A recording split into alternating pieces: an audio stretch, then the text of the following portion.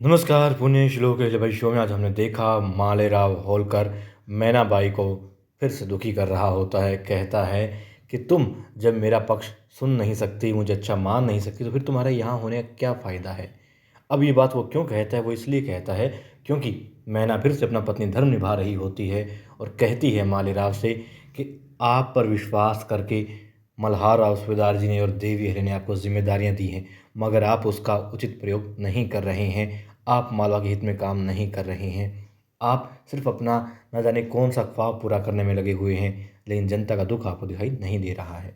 अब मालेराव को गुस्सा आ जाता है और वो कहता है कि तुम बहुत दिनों से अपने मायके नहीं गई हो, तो बस तुम यहाँ से अपने मायके चली जाओ और उस वक्त का इंतज़ार करना जब मैं तुम्हें बुलाऊं, तब तक अपने मायके में रहो। अब बेचारी रोती है, गिड़गिड़ाती है, कदमों में गिर जाती है, कहती है ऐसा मत कीजिए। मगर वो कहता है कि बस हमने कह दिया सो कह दिया, क्योंकि जब तुम मेरी तारीफ़ नहीं सुन सकती, मेरा पक्ष नहीं सुन सकती, फिर तुम्हारा यहाँ होने का क्या फ़ायदा। और तुम अच्छे से जानती हो कि मालेराव को मालेराव की खिलाफत बिल्कुल भी पसंद नहीं है। अब मैना भाई रोती हुई कहती है कि ठीक है, जैसा आप कहेंगे, जैसा आप करेंगे, मैं वही कहूँगी, वही करूँगी, मुझे माफ़ कर दीजिए। अब वो मुस्कुराता हुआ वहाँ से बाहर निकल जाता है और फिर दिखाते हैं देवी अहिल्या और तुकोजी होते हैं और साथ में कुछ गांव के लोग आए हुए होते हैं, जो मुखिया होते हैं वो आए हुए होते हैं और कहते हैं कि देवी अहिल्या, ये चीज़ हमें मंजूर नहीं है कि आप दो धर्मों के स्थान, पूजा स्थल जो है एक ही स्थान पर बनाना चाहती हो। अब क्योंकि वहाँ मस्जिद भी है, तो देवी अहिल्या कहती है इसमें हर्ज ही क्या है।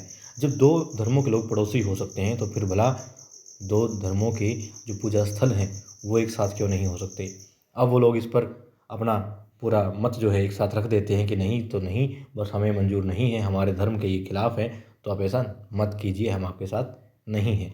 अब वो लोग वहाँ से गुस्सा होकर के जाने लगते हैं, नाराज़गी जता करके जाने लगते हैं। खैर, गुस्सा तो रानी साहिबा पर वो कैसे हो सकते थे, और देवी अहिल्या सबकी आई है, ये हर कोई अच्छे से जानता है। खैर, वो लोग अपनी बात रख देते हैं कि वो उन्हें गलत लग रही है, तो इस बात में वो साथ नहीं देंगे। और देवी अहिल्या कह देती है कि शिव शंभू से उन्होंने वादा कर दिया है कि पूजा स्थल तो आपका वहीं बनेगा, तो बस बनेगा। अब वो लोग वहाँ से चले जाते हैं, तो कुछ कहते हैं अहिल्या, मुद्दा बहुत पेचीदा होता जा रहा है और हमें थोड़ी शांति से काम लेना होगा, तो आप थोड़ा शांत ही रहें। ठीक है, फिर क्या दिखाते हैं। अब दिखाते हैं यशवंत राव फणसे और गंगूबा एक साथ होते हैं और यशवंत अपना जो खाका उसने तैयार किया है जल परियोजना के लिए वो दिखाता है गंगूबा को।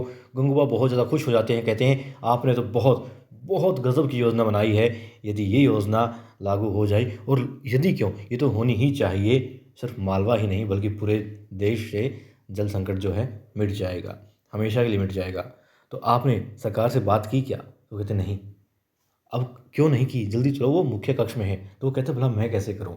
वो कहते हैं आप योग्य हैं और समझें इस बात को कि मैं तो सिर्फ वाहक हो सकता हूँ, मगर आपको ही करना होगा, और ये बहुत अच्छी जल परियोजना है, तुरंत प्रभाव से आपको इस पे बात करनी चाहिए, क्योंकि इस पे अमल होगा ही होगा। और देखिए, जब इन्होंने कहा कि आपने क्यों नहीं दिखाई परियोजना, तो कहते हैं मैंने पहले राजकुमार को दिखाई थी, राजकुमार को पसंद नहीं आई, उन्होंने बल्कि ध्यान ही नहीं दिया, उन्होंने इस खाके को उठा करके फेंक दिया। तो मैंने दोबारा फिर से जो है ये खाका तैयार किया है, हूबहू उस जैसा ही। और अब याद करते हैं गंगूबा वो अल्फाज जो बार बार मालेराव कहता है गंगूबा को नीचा दिखाने के लिए कि आयु से बड़े नहीं होते, कर्म से होते हैं, तो काम करो और राजकुमार की बातें मानो। खैर, अब इसीलिए बहुत ज़्यादा उत्साहित होते हैं और साथ में परियोजना भी अच्छी है, इसलिए उनका साथ देते हैं और कहते हैं चलो मैं तुम्हारे साथ चलता हूँ मुख्य कक्ष में, सरकार वहीं पर है। और जब वो लोग वहाँ जाते हैं तो क्या पाते हैं कि मल्हार राव सूबेदार जी और मालेराव पहले ही बात कर रहे होते हैं। अब गंगूबा बताते हैं कि सरकार जल परियोजना की योजना लेकर के वो आए हैं यहाँ पर। तब वो कहते हैं क्या संयोग है, देखो गंगूबा, मैं और मालेराव भी इसी बात पर बात कर रहे हैं, चर्चा कर रहे हैं, और देखिए कितनी अच्छी योजना बनाई है। देखिए, अब जब देखते हैं वो खाका, गंगूबा और यशवंत, तो चौंक जाते हैं और फिर गंगूबा सकपका जाते हैं कि आखिर क्या कहें क्या कहें। तब यशवंत कहते हैं कि मैं भी कुछ ऐसा ही सोच रहा था और राजकुमार ने बहुत अच्छी योजना बनाई है, यदि ये योजना धरातल पर आ जाए तो बहुत अच्छा होगा। और यकीनन उसे बड़ी खुशी है कि राजकुमार जनता हित में सोचते हैं और उम्मीद करते हैं कि वो यशवंत की उम्मीदों पर और जनता की उम्मीदों पर खरे उतरेंगे, क्योंकि उनको बहुत उम्मीदें हैं राजकुमार मालेराव से। अब मल्हार राव सर जी बहुत खुश हो रहे होते हैं वाकई में वहाँ पर। और फिर कहते हैं कि हाँ बस जल्द ही इसको लागू कर देते हैं, इस परियोजना पर काम शुरू कर देते हैं। अब मालेराव का नाम ले उससे पहले ही यशवंत के लिए कहते हैं गंगूबा कि सरकार यशवंत को इस पर भेज दीजिए, वो मुआयना करेंगे, वो सारा धरातल पर जाकर के देखेंगे, काम को संभालेंगे। तब मालेराव आगे बढ़ते हैं, कहते हैं गंगूबा मैं क्यों नहीं, ये क्यों, आखिर योजना मेरी है तो मुझे ही जाना चाहिए। अब वो कहते हैं बाबा साहब आप देखिए ना, यदि मैंने खाका तैयार कर दिया तो मुझे ही जाना चाहिए, और जब तक मैं वहाँ जाकर देखूंगा नहीं, धरातल पर जाकर देखूंगा नहीं, हर चीज़ का अच्छे से मुआयना नहीं करूँगा तो भला कैसे सीख पाऊंगा और कैसे मैं इसको अच्छे से समझ पाऊंगा, कर पाऊंगा। अब खुश हो जाते हैं मल्हार राव सुधार जी, कहते हैं ठीक है जाओ और मेरा आशीर्वाद तुम्हारे साथ है। अब गंगूबा कहते हैं सरकार आप बाहर जा रहे हैं, जब आप मुहिम पर बाहर होंगे मालवा से तो यहाँ राजकुमार संभाल लेंगे। तब राजकुमार मालेराव कहते हैं कि अब चिंता मत कीजिए, मैं सारी तैयारियां कर कर जाऊंगा, कोई दिक्कत नहीं आएगी यहाँ भी और बाहर भी। अब वो कह कर के सरकार जाता हूँ, चलता हूँ, आता हूँ कह कर के वहाँ से चला जाता है मालेराव, और बहुत ज़्यादा खुश हो रहे होते हैं मल्हार राव सुधार जी और कहते हैं देखा कितने अच्छे से सारे काम कर रहा है, और यकीनन गंगूबा बहुत अच्छा लग रहा है, देखना ये जहाँ भी रहेगा ना मालवा के लिए इतना अच्छा करता रहेगा, बहुत खूब बहुत खूब। ठीक है, खुश होते हैं, यशवंत भी वहाँ से चले जाते हैं आज्ञा लेकर के मल्हार राव सुबेदार जी की। क्यों? क्योंकि वो कहते हैं मालेराव से यशवंत भी तुम्हारे साथ इस परियोजना में जाएगा। ठीक है, वो भी अपना काम देखने के लिए चले जाते हैं। अब दोनों नहीं होते और दो लोग होते हैं, मल्हार राव सुबेदार जी, गंगूबा।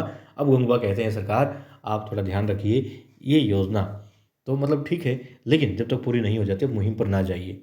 अब वो पूछते हैं क्यों ना जाऊँ, कहते हैं मालेराव बच्चे हैं। फिर कहते हैं देखो पहले मैं बोलता था कि बच्चा है तो आप कहते थे जिम्मेदारियां दो उसे, सरकार जिम्मेदारियां दो, बच्चा नहीं है, जिम्मेदारी दोगे नहीं तो सीखेगा कैसे। अब जिम्मेदारियां दे रहा हूं तो आप मेरे वाली ही बात कह रहे हैं। अब गंगूबाई बेचारे चुप हो जाते हैं। तब मल्हार राव सुधार जी कहते हैं देखो मैं धीरे धीरे सारी जिम्मेदारियां उसको दे करके, उसे सौंप करके मुक्त होना चाहता हूँ इन जिम्मेदारियों से, और यकीन है कि वो अच्छे से संभाल लेगा।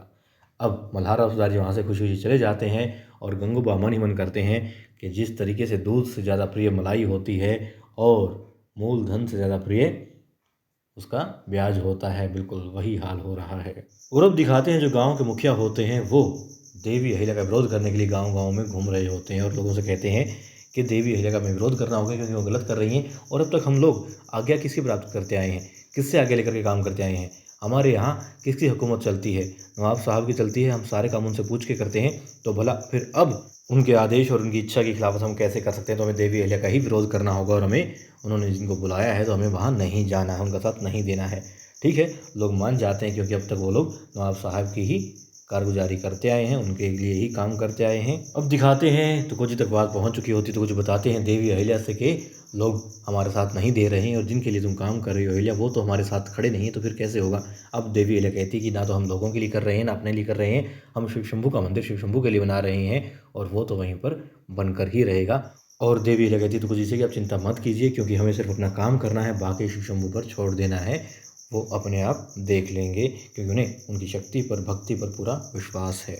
और अब दिखाते हैं मालेराव अपने कक्ष में बैठे होते हैं और वो दोनों व्यापारी उनके साथ में होते हैं। फिर कहते हैं भाई कब दिखा रहे हो, मैं उस जगह कहाँ बनाना शुरू कर रहे हो हमारा नया महल।